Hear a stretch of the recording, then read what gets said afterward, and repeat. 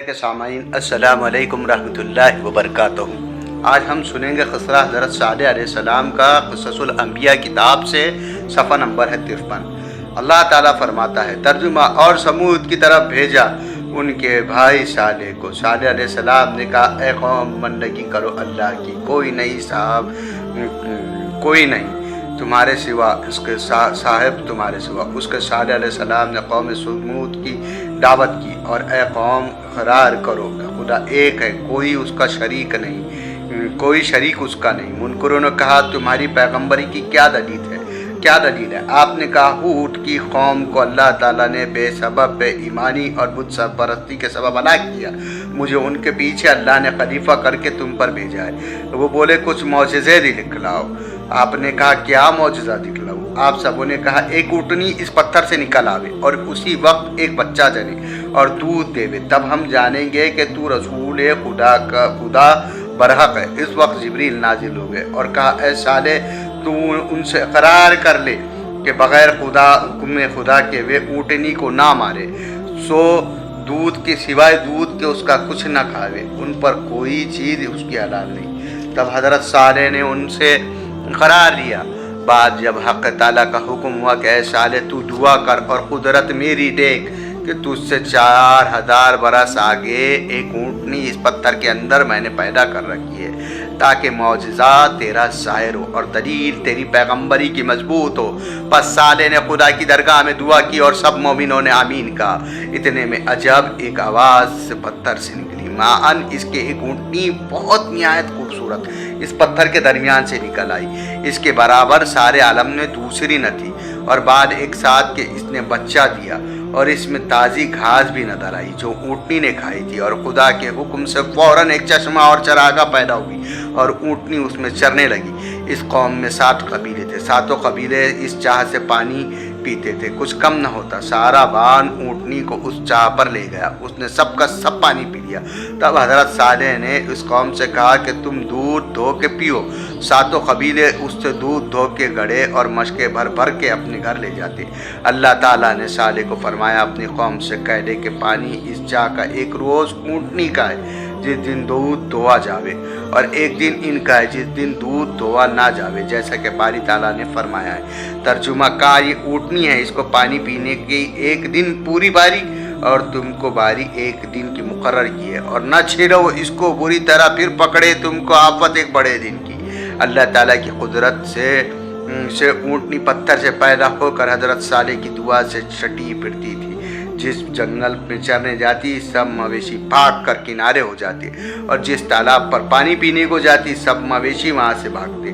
تب ایک دن یہ ٹھہرا کہ ایک دن پانی پر وہ جاوے، اور ایک دن اور لوگوں کے مویشی۔ تفسیر سے لکھا ہے کہ حضرت صالح نے قوم کو کہہ دیا، خبردار، یہ اونٹنی ہے اللہ کی، اس کو نہ چھیڑو اور آدار مت دیجیو، ورنہ خدا تعالیٰ تم پر سخت عذاب بھیجے گا۔ بس وہ لوگ اونٹنی کو پیار کرتے اور حفاظت سے رکھتے، اور اس کے دودھ سے مکھن اور گھی جمع کر کے شہروں میں لے جا کر بیچتے اور اس سے فائدہ حاصل کرتے۔ اسی سبب توانگر ہوئے 400 برس یوں ہی گزر گئے۔ ایک روز صالح علیہ السلام بیٹھے ہوئے تھے، 10 آدمی اشراف اس قوم کے ان کی خدمت میں حاضر تھے۔ صالح علیہ السلام نے فرمایا، اے قوم، اس مہینے کے اندر جس کے گھر میں لڑکا پیدا ہوگا، اس قوم سب ہلاک و تباہ ہوگی۔ اتفاقاً ان 10 مردوں کی عورتیں حاملہ تھیں، مرضی الہی سے اسی مہینے میں جنی۔ 9 عورتوں نے اپنے بچوں کو مار ڈالا، اور ایک عورت نے بے سبب اس کے کوئی فرزند اس کا نہ تھا، اس لیے اس لڑکے کو نہیں مارا اور نام اس کا خدارہ رکھا۔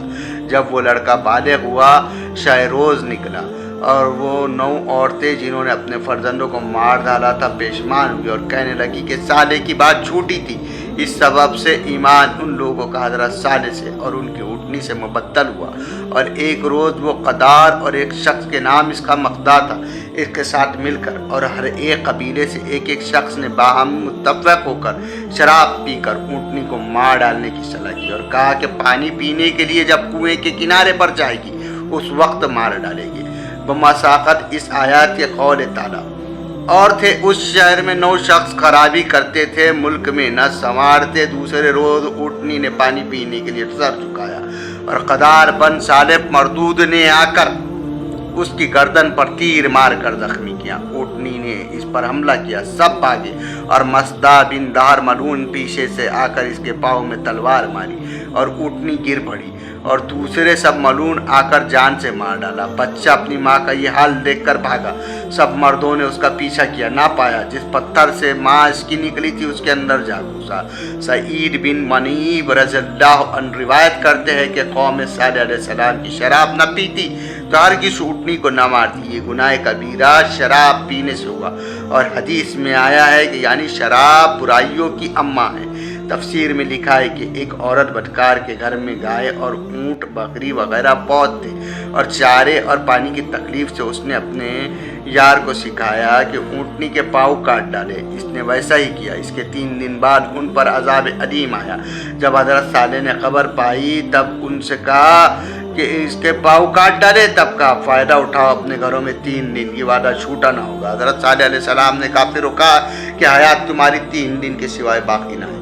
وہ بولے اس کی کیا علامت ہے؟ صالح نے کہا پہلے روز رنگ روپ تمہارے سرخ ہو جائیں گے، اور دوسرے روز سرد ہو جائیں گے، اور تیسرے روز سیاہ ہو جائیں گے۔ اور جب 3 دن کے بعد یہ علامت مذکورہ ظاہر ہوئی، جن لوگوں نے اونٹنی کو مارا تھا وہ مردود سب حضرت صالح کے گھر میں آئے تاکہ ان کو مار ڈالے۔ تب اسی وقت غضب الہی ان پر نازل ہوا۔ تب جبریل آئے اور دیواریں گھر کی ہلا دی، وہ سب کافر سب گھر سے نکل بھاگے۔ تب جبریل نے ایسی چیخ ماری کہ ایک ہی آواز سے سب کے سب خاک میں مل گئے۔ اور ابن عباس رضی اللہ تعالی عنہ نے روایت کی ہے کہ ان 7 قبیلوں نے حضرت صالح علیہ السلام سے پوچھا کہ کس طرح سے ہم ہلاک ہو گئے؟ آپ نے فرمایا ایک ہی آواز سے، جبریل کی خاک میں مل جاؤ گے۔ تب اس وقت اس قوم نے چاہا عظیم کھودا اور لڑکے کے بالوں کو اس میں رکھ دیا اور کانوں میں روئی دی اور پارچے کر پاس کے سر پر ڈالے تاکہ آواز اس کی نہ سنی جاوے اور عذاب سے اس کو نجات پاوے۔ یہ تدبیر کر کے سب اس کے اندر جا رہے، بعد اس کے فرشتے نے جا کر ایک ہی آواز سے 7 قبیلوں کو فی النار ترچ کر دیا۔ چنانچہ اللہ تعالیٰ نے فرمایا ہم نے بھیجا ان پر ایک چنگاڑ، پھر رہ گئے جیسے رونی باڑ کا اونٹوں کی، اور کچھ نام و نشان ان کا زمین پر باقی نہ رہا۔ بعد صالح علیہ السلام ملک کے شام میں گئے، اب جس کو شہر ستان اوج کہتے ہیں، وہاں جا کر مسکن کیا۔ بعد مدت انتقال فرمایا اور مسجد جامع کے دہانی طرف مدفون ہوئے، اور مومن سب وہاں جا کر بسے۔ یہ تھا قصہ حضرت صالح علیہ السلام کا، قصص الانبیاء سے۔ یہ اللہ سے دعا ہے کہ ہم نے پڑھنے میں جو بھی غلطی کی ہو تو ہمیں معاف فرمائے، آمین۔